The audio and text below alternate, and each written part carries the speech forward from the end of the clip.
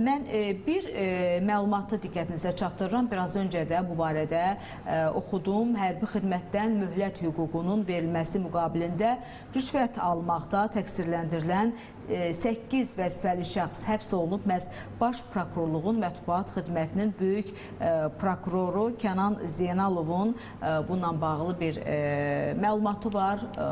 Eşidək. Azərbaycan Respublikasının Baş Prokurorluğu tərəfindən səfərbərlik və hərbi xidmətə çağırış üzrə dövlət xidməti ilə birlikdə həmin xidmətin bəzi vəzifəli şəxslərinin qanunsuz əməllərinin qarşısının alınması və aşkar edilmiş belə hüquq pozmalara qarşı mübarizə istiqamətində kompleks, sistemli və ardıcıl tədbirlərin görülməsi davam etdirilir.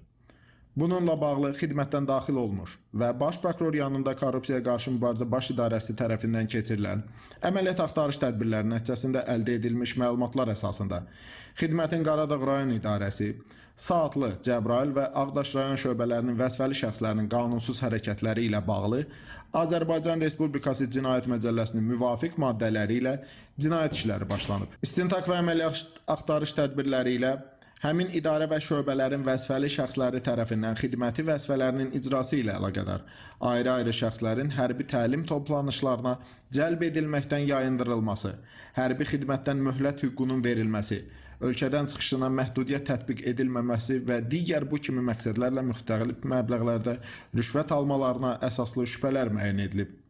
Toplanmış sübutlar əsasında xidmətin Ağdaş rayon şöbəsinin rəisi Nurlan Abbasov, həmin şöbənin əməkdaşı Şahlar Usubəliyev, Talih İsmailov, xidmətin Saatlı rayon şöbəsinin rəisi Murad Əhmədov, həmin şöbənin əməkdaşı Araz Kərimli, xidmətin Cəbrayıl rayon şöbəsinin rəis müavini Niyam Mədədsoylu, xidmətin Qaradağ rayon idarəsinin zabitləri Etibar Əliyev və Şamil Aliyevə Cinayət Məcəlləsinin müvafiq olaraq 311.3.1, 311.3.2, 311.3.3-cü, yəni qabaqcadan əlbir olan bir qrup şəxs tərəfindən təkrarən külli miqdarda rüşvət alınması maddələri ilə ittiham elan edilib. İstintaq orqanının vəsadətləri və ibtidai araşdırmaya prosessual rəhbərliyi həyata keçirən prokurorun təqdimatları əsasında Bakı Hərbi Məhkəməsinin qərarları ilə barələrində həbs əsas olaraq və vəzifədən kənarlaşdırma əlavə olaraq növündə qətimkan tədbirləri seçilib.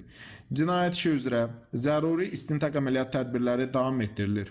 Qanunsuz əməllərin törədilməsində iştirak etmiş digər təqsirli şəxslərin cinayət məsuliyyətinə cəlb edilməsi təmin olunacaqdır.